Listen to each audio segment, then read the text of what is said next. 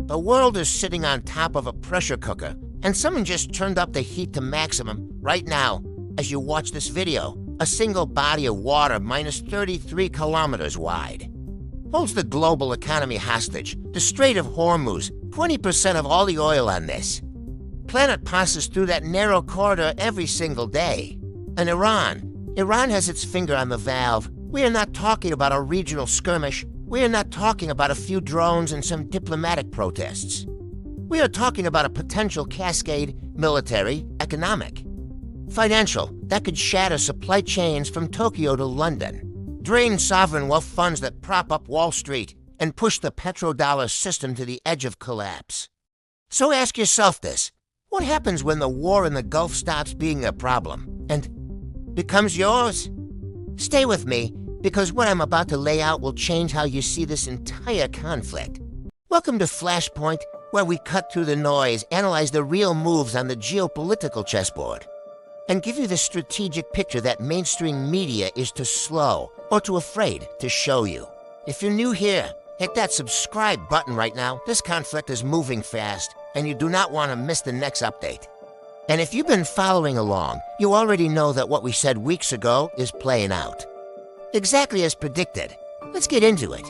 Let's start with geography, because geography in this conflict is destiny. The Strait of Hormuz is a choke point so narrow, so strategically critical, that military planners have war-gamed its closure for decades at its tightest point. The navigable channel is approximately 33 kilometers wide. That's it. That's the width separating global economic stability from a full-scale energy crisis. Through that channel flows roughly 17 to 21 million barrels of oil per day. Depending on the source and the year, that accounts for approximately 20% of global petroleum. Liquids traded worldwide. It is, without exaggeration, the single most important maritime choke point on Earth. Now let's talk about who depends on it. Japan, one of the world's largest economies, sources approximately 75% of its oil from the Persian Gulf. India, a nation of 1.4 billion people, depends on the Gulf for roughly 60% of its crude. China, the second largest economy in the world, routes approximately 40% of its oil imports through Hormuz. These are not small numbers. These are existential dependencies. Now enter Iran. Tehran has explicitly and repeatedly threatened to close the Strait of Hormuz in the event of a major military confrontation. This is not bluster.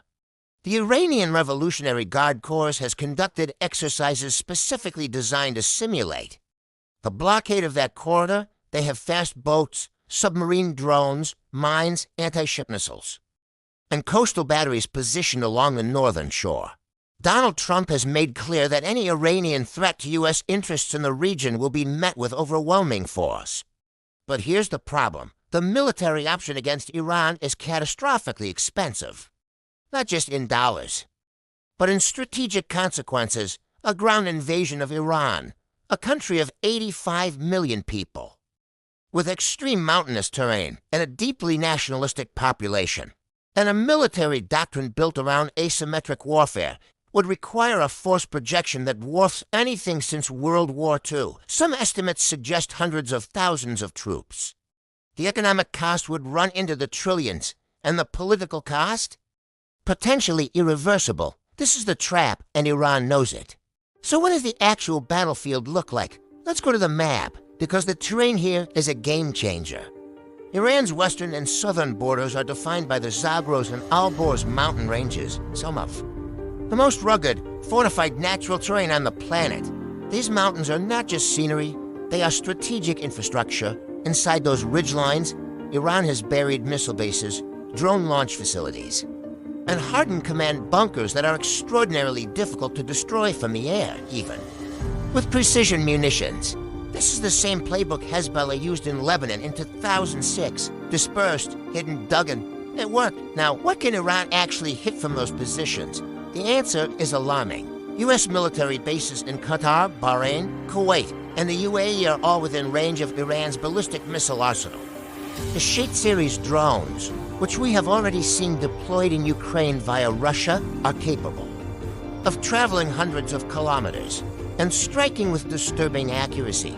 Iran has the Fatah 110, the Zulfiqar, and the Fatah-1 hypersonic missile, a weapon that Iran claims travels at Mach 13 to 15, making interception by conventional Patriot systems extremely challenging. But here's the most underreported vulnerability in this entire theater: the desalination infrastructure of the Gulf Cooperation Council. This is not a talking point. This is a structural catastrophe waiting to happen. Approximately 60% of the fresh water consumed in GCC nations, Saudi Arabia, the UAE, Kuwait, Qatar, Bahrain, and Oman, comes from desalination plants. These are enormous, energy-intensive coastal facilities. They are not hardened military targets. They are civilian infrastructure.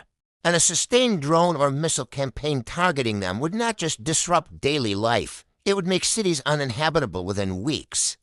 At the same time, and this is crucial, approximately 80% of the food consumed in GCC countries is imported. 80%!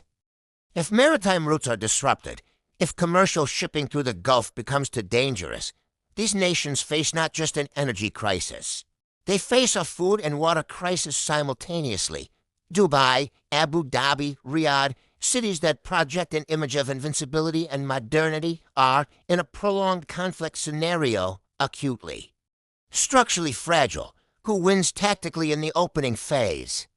On pure geographic and asymmetric terms, Iran has a meaningful advantage. The mountains protect them, the missiles are numerous and dispersed, the drone swarms are cheap, abundant, and hard to intercept at scale, the U.S. and GCC have superior air power and naval dominance, but projecting that power in a sustained, effective campaign against Iran's dispersed assets is a different and far harder problem.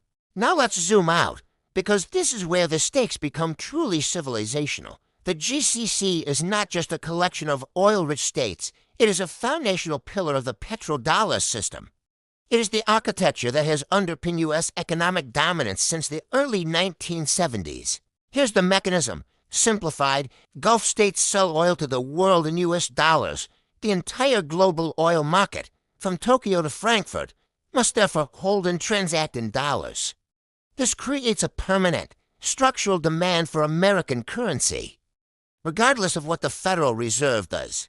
It gives the United States an almost supernatural ability to run deficits, issue debt, and export inflation to the rest of the world. And what do the Gulf states do with those petrodollars? They recycle them back into the U.S. financial system, treasury bonds, real estate, equities. The Saudi Sovereign Wealth Fund, the Abu Dhabi Investment Authority, the Kuwait Investment Authority, these are trillion-dollar entities. They have massive exposure to American markets. Now, what happens if the GCC is destabilized? These funds stop flowing in, or worse, they start flowing out. Gulf states liquidate U.S. assets to fund defense spending, reconstruction, and domestic stabilization. The bond market wobbles, equity markets feel the pressure. The dollar's structural demand weakens at exactly the moment the U.S. is trying to project military power across the globe. This is the scenario that should be keeping policymakers in Washington awake at night. And then there's the Russia-China dimension. Moscow has every strategic incentive to see the U.S. bogged down in another Middle Eastern quagmire, bleeding treasure, military resources, and political capital. Russia is already the world's second-largest oil exporter.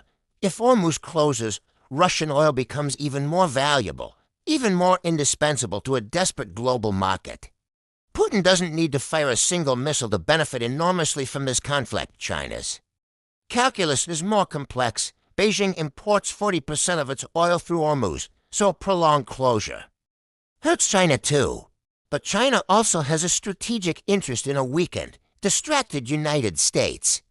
Expect Beijing to play both sides, quietly pressuring Iran to avoid full escalation while simultaneously using the Creasy as to accelerate de-dollarization efforts and deepen the yuan's role in global energy trade. Europe, the UK, France, Germany will be forced to choose between alliance solidarity with Washington and protecting their own fragile economies from an oil shock they cannot easily absorb.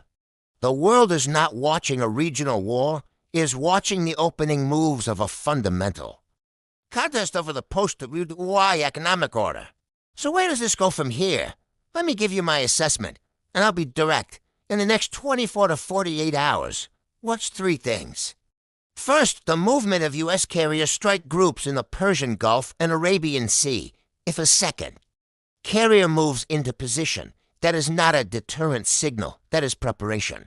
Second, Iranian parliamentary and IRGC rhetoric. When the hardliners start speaking in terms of final response and the point of no return, that language is coordinated. It means the decision chain inside Tehran is moving. Third, oil prices. The market is the most honest analyst in the room. If Brent crude spikes past $100 a barrel and stays there, institutional money has already priced in a significant escalation. Watch the number. Here is the bottom line. This conflict has the potential to be the most economically disruptive event since the 2008 financial crisis, possibly worse, not because of the missiles, not because of the troops, but because of 33 kilometers of water and 50 years of financial architecture built on top of it. Iran cannot be easily invaded. The GCC cannot easily be defended.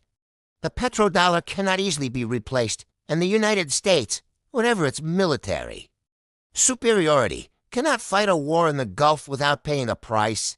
That reverberates from Wall Street to Main Street. The chessboard is set. The moves are being made. And the rest of the world is just beginning to realize it has skin in this game. So I want to hear from you. Is what's happening in the Gulf a controlled escalation that both sides will eventually pull back from? Or are we watching the early stages of something that cannot be stopped? Drop your analysis in the comments below.